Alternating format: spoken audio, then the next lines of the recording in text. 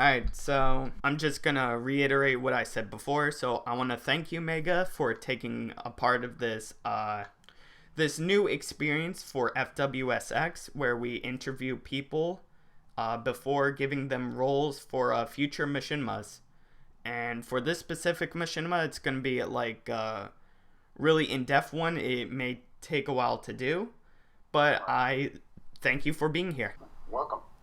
So I think the first thing to do is I have the set of guidelines that I'm going to read, and I'm going to stick to it and just answer it however best you feel like it. Sound good? Yeah, sounds good. Great. Alright, then the first one is why did you become a voice actor? Like, I know you've been a voice actor for quite a while now. Yeah, almost 2 years, I think. Well, but actually a little bit longer, but I can't remember. But it mainly started actually much longer before that, where I was just interested in acting, inspired by a certain amount of people and things like that. And I took drama classes in high school and kept doing so whenever I could. And then, of course, now in college, I sometimes take some more acting classes there, and then my interest in voice acting came when machinimas were my interest in stuff, which basically started when I first saw Red vs. Blue many years ago, like when the first Halo came out, 2001, I believe. Yeah, that was a while ago. Yeah, so I've been a fan of them since then and things like that. And then, of course, my interest came back when I just saw that other people were doing it. So if Rooster Teeth wasn't the only one doing this, then I want to be a part of it. So. Wow, that's pretty good. That's really amazing. Sorry about that. Okay. Next question. What is your most noticeable roles? Like, what is, the best one? Wait, when did the voice changes? What the hell? What are you talking about? I'm the same person as before. Okay. Alright, that was strange. Alright, anyways, sorry, repeat the question. What is your most noticeable roles? What is your greatest achievement of roles you've done so far? Ooh, okay. This is a hard one. It kind of needs to... I have my playlist here, just in case if that was ever to come up. Some of the roles, probably the first one that maybe, mattered the most to me, especially how emotional it was when I took on the role of Ocelot, the character Ocelot from Rise of the Spartans, in a Rise of the Spartans spin-off created by Demonic Veteran some time ago. That was, of course, it is canon, so it's not something to be ignored. It had to be re-uploaded due to the guy moving his channel and stuff, so it doesn't have as much views and likes as it did, but still, a lot of people really loved it for my performance in that. A lot of people, because when it came around that time, a lot of people didn't know some of the talents I could do, and especially since originally the actual voice actor of Ocelot was supposed to do it, but then when he refused to contact the director about his lines and stuff like that. Well, that was a really interesting take. But yeah, I can't say for myself since I haven't really been in a role for quite as long as you, but I can definitely see the dynamic where you're just portraying this character and then you're doing all the lines, no matter how long it takes. You sort of just take your life and you just I can't, in a way you combine yourself with the machinima, and it kind of just reflects over time. Yeah, that's definitely what this machinima did for me, and I've yet to find any other machinima that has done that for me yet, so so far that's the only one that has done that so far. The most praised by everyone, of course. Well, I can definitely hope to see more of it in the future. So my next question is, If you were to get rid of one state in the U.S., which would it be and why? Okay. These are all legit questions. Like, we spent hours upon hours making these. Jesus Christ, that's something. Oh, and not to add pressure, but there's only one right answer here. Oh my god, that's why do I feel like this is a red versus blue related question? It is not. I didn't even think about that till now. Alright. Well, because it better not be, because I'm not choosing Florida, because that's where I live, so I can't get rid of the state of where I live in. Alright, that's 1 out of 50. Yeah. Got 49 others. Yeah, 49 others, goddammit. Well, due to the fact that I've never really been to most of these states, stuff like that. I honestly really don't know what to say. At this point, then, I would just take a guess. I'll just say Utah, just because of how weird it can be. That's a pretty good choice. It isn't the right answer, though. Would you like to know what the answer is? Yes, I would like to. Well, after, we had to debate about this question and the answer for quite some time. If I remember, it took about 30 minutes because we all live in different parts of the U.S. Some live on the West Coast. The majority live on the East Coast. But when we all thought about it, we only thought of one state. And that was New Jersey. Because there's two nicknames to it. That would have been my second choice. Do you know why it's New Jersey? Why? Well, New Jersey has two nicknames. I don't know if you know about these two nicknames. One's called the Garden State, and the other is called the Garbage State. Yeah, that one I actually do know. See, even people from Florida know that New Jersey is kind of garbage. And I live there. But all jokes aside, let's get on to the more serious matters of this interview. Alright. Now, so we're done with the questions part. So that was the easy part. Alright. So during this interview, before I go into the more exciting portion of the interview, so to say, I do have to, shoot a quick, not really questions, just a quick few, cases while you're possibly recording lines for us. Alright, so... You mean name all the performances I've done in the past for... No, so what we're talking about for this is, to what extent you would be able to do these lines. And I'm gonna go over some of, the scenarios we've thought of while making these mission musts that we thought would be very beneficial to this. So, in one of the scenarios, we have a character who's stuck in, the middle of this Arctic wonderland, so to say. He's trying to survive off the land, and he's trying to make the most of it. He's trying to survive, basically. Okay. So, in order to the best way we found, the best way to do this kind of role is to, just sit in, our fridge or freezers and just, sit in there for, a good minute or two, a half hour to an hour, then come out and then do the lines, just to, really sell the act, you're really surviving. To be really cold? Right. Oh, shit. Oh, wow. Okay, that's I mean, quite that's a David Ayer request you're having there, and honestly, it sounds kind of cool, actually, from the sound of it. I mean, I'll just have to be careful, obviously. Right, yeah, of course. I mean, something like that actually sounds really cool. I would really love to do something like that. You could, maybe bring a lean pocket in, toast it up, and then, you'd be in the freezer with the lean pocket. It would help you keep warm. And, Of course. that's only one of our, like, that's probably one of our most extreme conditions. So, like, we have this other scenario that we have been pondering for some time now. It's where a character is stuck in, I'm trying to remember the name of this, quicksand.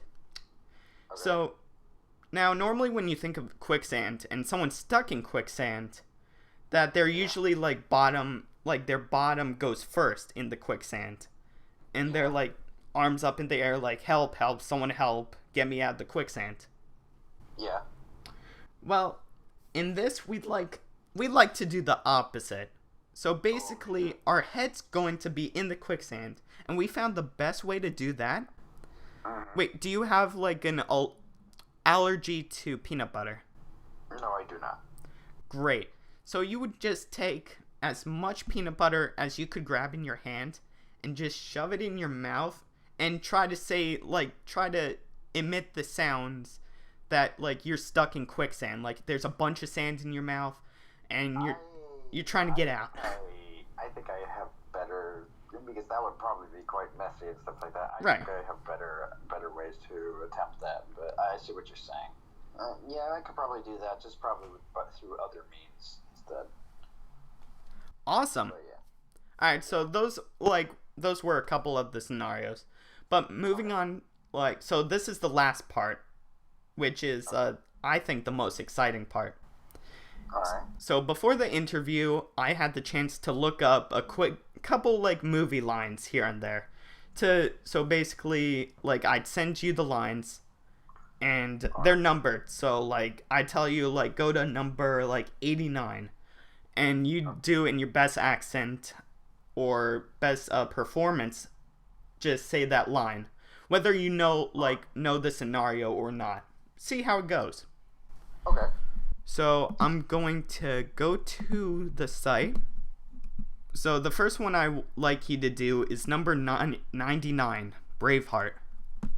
Oh, shit. Okay. I have to make sure not to be too loud since my parents are asleep and stuff like that. Oh, Right. This is a good one. Especially since I am of Scottish ancestry, so I happen to do a really good Scottish accent. So, alright, I can't be too loud again, so it might not sound so perfect, but I understand. alright. Okay.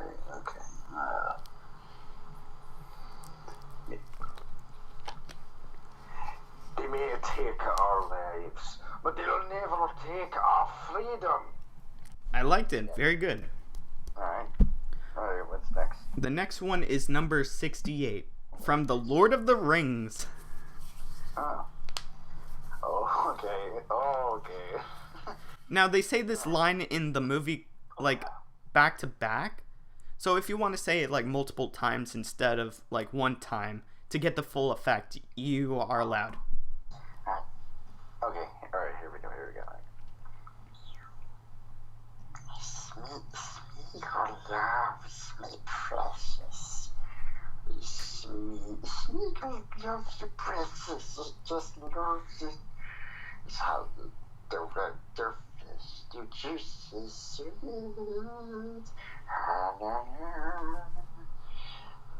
The light fish. Sweet light fish. Alright. Perfect. I don't remember exact lines from the movies because it's been so long, but...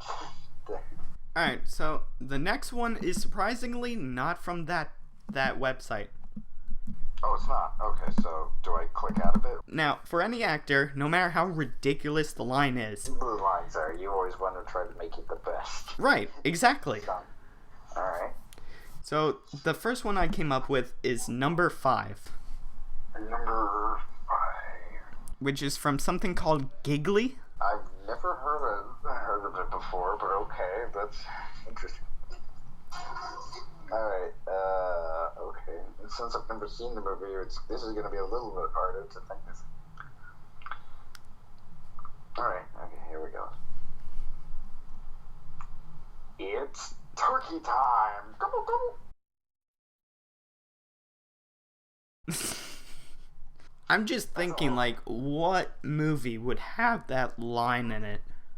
Like, especially if it's like an action film. It's turkey time. Gobble, gobble. It's turkey time, mofo. Yeah. Okay. All right. Next. Next is number 9 from Once Upon a Time in Mexico. Oh, Chris, I know this one. All right. Are you a Mexican or a Mexicant? I made a good one there. Is there a third option? Yeah. No, I don't think so. Okay, the last one is number 16. Number 16. Oh my god, I love this movie. Oh my god, this was such a great one. Okay. I don't know why it's not considered a worst quote because that was hilarious. It's like looking in a mirror, only not. But it is, kind of, but not really. From Face Off. From Face Off, yeah, that was that was Nick Cage as John Travolta, technically. So basically, it's come to the end of the interview. Like, we've gone through all the questions. Now, I do have one thing to admit to you. Yeah? This was all improvised. This is not a real interview. Oh, for God's sake. Have you seen the latest video on FWSX? No, let me pull it up. Terrible puns, yeah, that I remember seeing. What about it? So basically, what Terrible Puns was is it was all improvised. I had a note sheet with like a basic guidelines, and I had my friend who knew nothing about like what was gonna transpire, and I was just making a bunch of poor and terrible puns to her. Oh my god. So basically, I thought, why not do the same in the form of an interview? Oh my god. So that means this whole fucking thing was recorded. This whole thing was recorded. I have Audacity's been recording everything. Like, I won't include everything because it is 25 minutes so far. Yeah, and I did kind of struggle a little bit a few times. So definitely there could be some editing. I went, oh my god. Did you notice, like, my voice switched up? Yes, that's what I said. Like, I was just going like, oh, hold on a minute. Why do you sound like a girl all of a sudden? I was just going like, okay, maybe it's just something with the mic and stuff. But really, why did it change? Well, it's because someone else is helping him out. I fucking knew it. Hello there. It was either that or I knew someone else was in the fucking room. God damn. But what I was saying about the machinima, like having a long-term machinima in the works, that is true though.